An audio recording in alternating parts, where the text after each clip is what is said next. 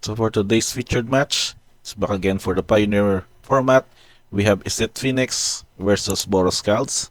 So expect again the Phoenix deck as one of the top tier archetypes in Pioneer, and we have also Arclight Phoenix as its core card, along with the Thing in the Ice, in which we just cast cheap spells or instants and sorceries to make it flip, and also have your Phoenix return from your graveyard into the battlefield. And we have these cards, Consider, and also Lightning Axe as the sort of a way to cheat out the Phoenix into the battlefield, as well as other spot removals such as this Fairy Impulse and the new returned Sleight of Hand in the Pioneer format.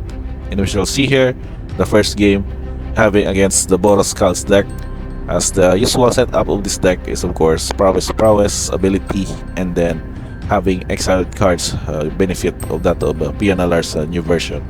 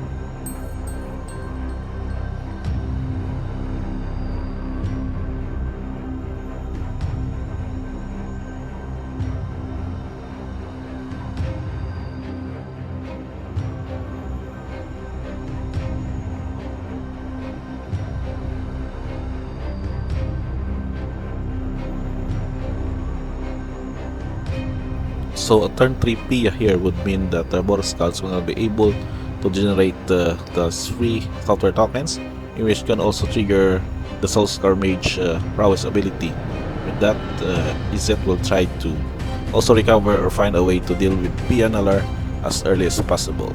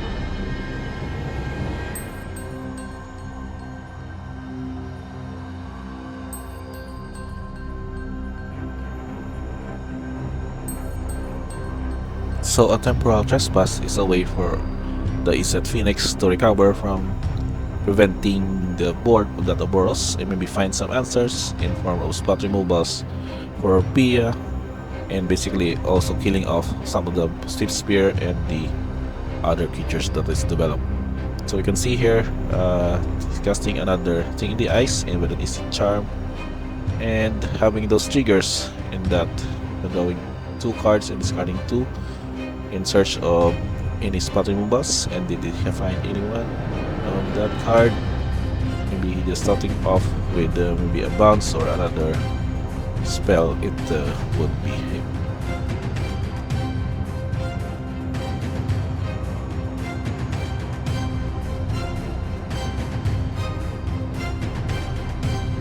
So now his goal here is to be able to cast 3 spells for that turn, so that his Phoenixes in the graveyard return into play with the trigger.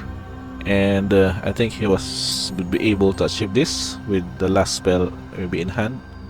So the Consider would also check on if what would be the following play of this.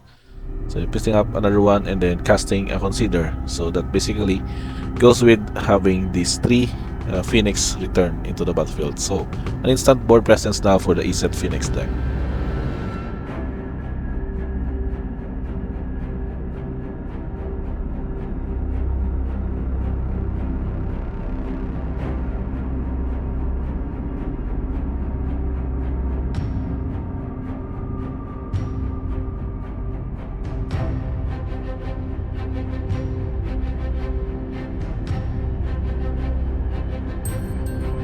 So Izzet is now opting to attack first with the Phoenixes before flipping up thing in the ice, or maybe just go first with the flip and hope that you can still have those Phoenixes be able to cheat out from the graveyard.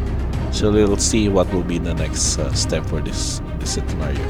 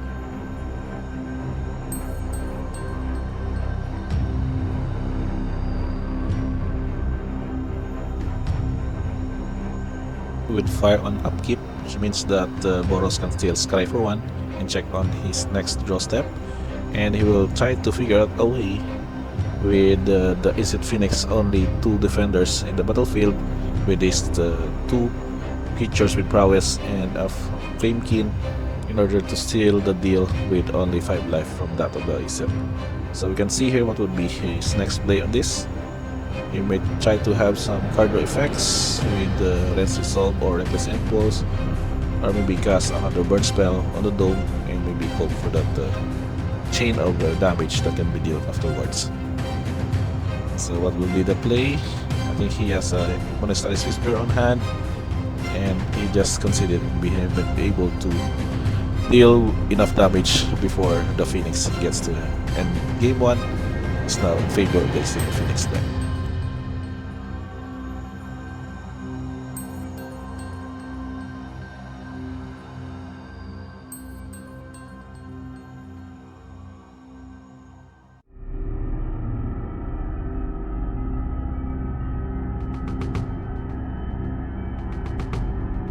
Post-sideboarded games, Boros Skalds would have to input Graveyard Hate against the Phoenix deck, but it seems that he is mulliganing on the starting hand. We would still recover nevertheless because of the card draws, but he made sure that cards like Rest in Peace would be able to resolve, so that the shenanigans would be able to stop, and he can also find ways to be able to get rid of an early The Thing in the Ice from the Izzet Phoenix deck.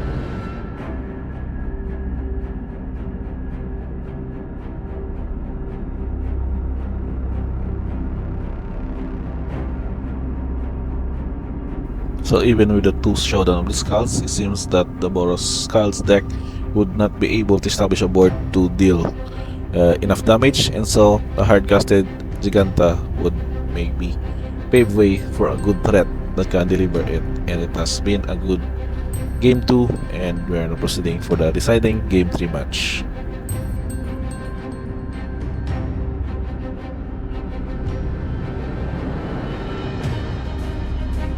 So starting off with the game 3, it's for the Izzet player with the sleight of hand turn 1, but he makes sure that on turn 2 he won't allow the Boros Skalds player to resolve a reset piece, or in a way that could be able to stop that one from dealing with his graveyard strategies.